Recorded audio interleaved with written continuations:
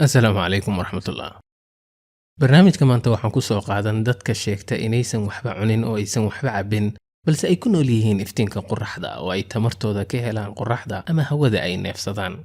Marka maxaa arrintan ka run ah? Mase dhici kartaa inay jiraan dad arrintaasi awood leh inay sameeyaan? Bal marka hore aan ka hadlo sheekooyin la xaqiijiyey oo ahaa dad aan muddo badan biyo cabbin ama cunto cunin. Ninkan u dhashay waddanka Australia waxaa la dhihi jiray Andreas.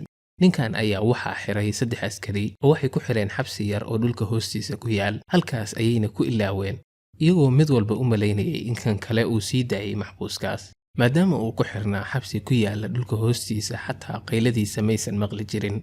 Ninkaas ayaa 18 maalmood wax cunto iyo biyo ah loo geyn. Maalintii 18aad ayaa waxaa arkay askari kale oo booqanayay xabsiga, markaasoo cisbitaal loola cararay oo lagu daweynayay dhowr usbuuc. Ninkan ayaa mawsuucada Guinness waxay u aqoonsatay ninkii muddada ugu badnaa aan waxba cunin oo aan waxba cabbin, inkastoo la sheegay inuu biraha xabsiga leefi jiray si uu qoyaan uga helo. Mawsuucada Guinness ayaa waxay kaloo u aqoonsatay nin siyaasi ahaa oo u dhashay waddanka Ireland oo 1920kii la xiray.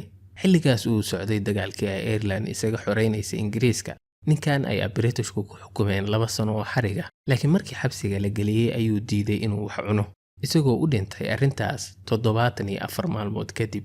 Sheeko kale oo aan hadda ka hor ka hadlay ayaa ahayd ninka muddada sanadka ka badnayd cunnada ka soomay. Ninkan oo la dhihi jiray Angus Barbieri ayaa ahaa nin aad u buuran oo 207 kiilo ah. Marka waxa uu goostay sanadii 1966 inuu soomo ilaa uu ka caatoobayo, isagoo ay la socon jireen xaaladiisa dhakhaatiir.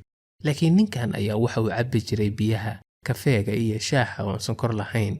Markii ay dhakhaatiirtu jeegaraynayaan waxaa la siin jiray fiitamiinaadka uu jirkiisu u baahan yahay, isagoo 382 maalmood kadib miisaankiisu noqday 82 kiilo.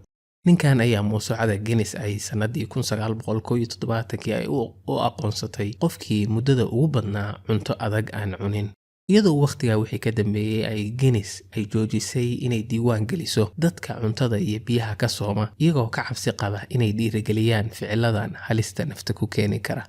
Haddaba waan garanay dadkan muddooyinka dheer cunto ama biyo ka soomay, laakiin waxaa kaloo jira dad sheegtay inay bilo ama sannado fara badan aysan waxba cunin oo aysan waxba cabbin. Waxaana ka mid ahaa haweeneydan loo yaqaano Jasmuhiin.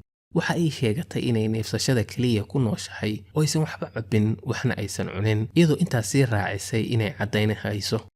Barnaamij Australian oo la dhaho 60 Minutes ayaa documentary ka diyaariyay haweeneydan. Dhakhtar ayaa xaaladeeda la socday. 48 saac kadib ayaa waxaa lagu arkay calaamadaha fuuqbaxa iyo cadaadiska dhiigga oo kor u kacay. Haweeneydan ayaa marka waxay ku andacotay in hawada magaalada fiidiyowga looga qaadayay wasakh ahaa oo hawo fiican aysan qaadanayn. Markaas ayaa waxaa loo kaxeeyay meel baadiya ah oo 25 kiiloomitir magaalada u jirta. 4 maalmood ayaysan waxba cunin oo aysan waxba cabbin. Laakiin dhakhtarkii ayaa markuu baaro wuxuu arkay inay si aad u fuuqbaxday iyadoo miisaankeeduna hoos u dhacay.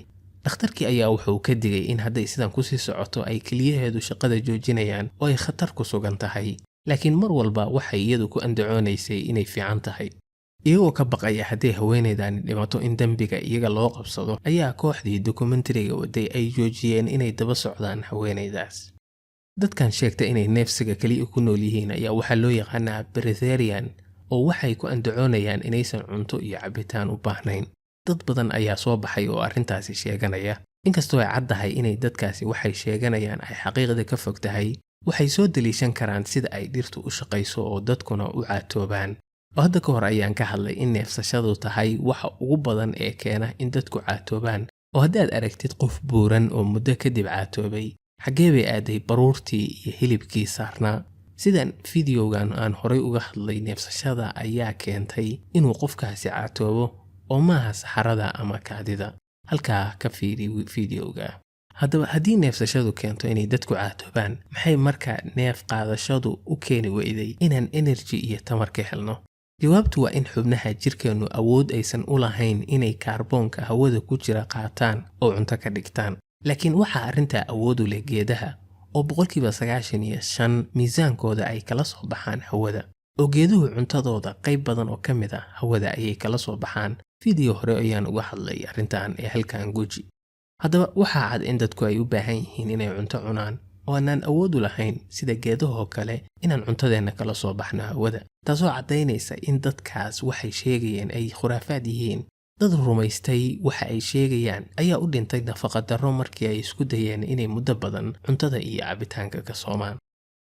intaasaan ugu joogo barnaamijkii maanta, intii aan mardama kulmi doono nabadgelyo. Assalaamu calaykum waraxmatullahi